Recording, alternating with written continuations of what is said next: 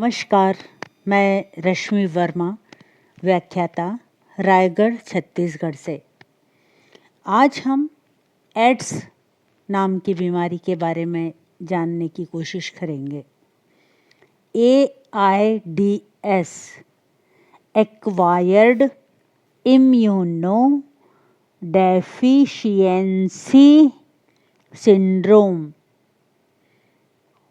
ये वर्तमान में ऐसा रोग है जिसका निदान अभी तक नहीं हो पाया है।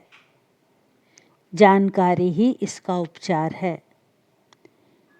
इस बीमारी को सबसे पहले अमेरिका में देखा गया। उसके बाद भारत में एड्स का संक्रमण सबसे पहले 1986 में चेन्नई में देखा गया। एड्स नामक रोग human immuno deficiency virus HIV के कारण उत्पन्न होता है। इस रोग में शरीर की प्राकृतिक प्रतिरक्षा प्रणाली नष्ट हो जाती है। कहने का मतलब ये कि शरीर में कोई विशेष रोग नहीं होता, लेकिन शरीर की रोगों से बचने की जो शक्ति है वो समाप्त हो जाती है, जिसके कारण विभिन्न प्रकार के रोग कारक शरीर में प्रवेश करते हैं। कई बीमारियां एक साथ हो जाती हैं जिससे शरीर रक्षा नहीं कर पाता और ऐसी स्थिति में रोगी का जीवित रहना मुश्किल हो जाता है। यही एड्स में होता है।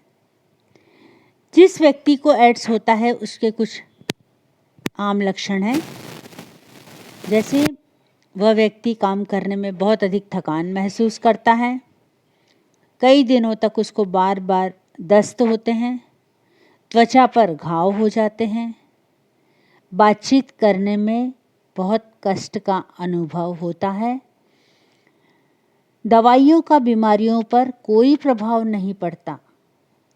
धीरे धीरे स्मरण शक्ति कम होती जाती है। मस्तिष्क कमज़ोर होता जाता है। शरीर का वज़न कम होता है। चक्कर आने लगते हैं और रात में अचानक पसीना पसीना हो जाना, ये एड्स के कुछ सामान्य लक्षण हैं। एड्स फैलता किस तरीके से है, ये जानना भी बहुत ज़रूरी है। एड्स का प्रसारण। एड्स, यदि किसी व्यक्ति को एड्स की बीमारी है और इसे इंजेक्शन लगा है तो HIV संक्रमित व्यक्ति को लगे गए इंजेक्शन का उपयोग करने से दूसरे व्यक्ति को भी एड्स हो सकता है। एड्स से पीड़ित गर्भवती महिला के माध्यम से गर्भस्थ शिशु में भी एड्स हो सकता है। एड्स पीड़ित व्यक्ति का रक्त जब दूसरे स्वस्थ व्यक्ति को दिया जाता है तो रक्त प्राप्त करने वाले व्यक्ति को भी एड्स हो जाता है। अगर संस्कारों का ध्यान न रखा जाए और अनैतिक यौन संबंध बनाए जाएं तो स्त्री पुरुषों में एक से दूसरे को एड्स की बीमारी हो जाती है।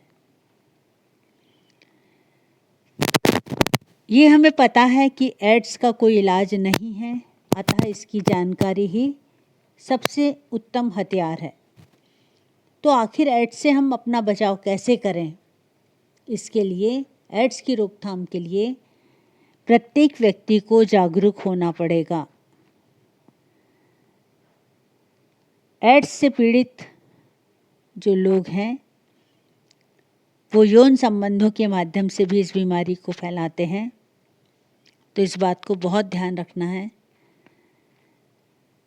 जिस व्यक्ति को एड्स हुआ है उसे भी यह ध्यान रखना चाहिए कि वह अपना रक्त दूसरों को ना दें, और अगर किसी का रक्त लिया जाता है तो उसमें भी एड्स की जांच करवाने के बाद ही रक्त का उपयोग करना चाहिए। एक बार उपयोग में आने वाले इंजेक्शंस की निडल का उपयोग करना चाहिए। यूज़ एंड थ्रो, उपयोग करो और फेंको। अगर किसी व्यक्ति ने शेविंग, रेज़र, ब्लेड या टूथब्रश का उपयोग किया है तो उसका उपयोग नहीं करना चाहिए। जागरूकता से ही बचाव संभव है।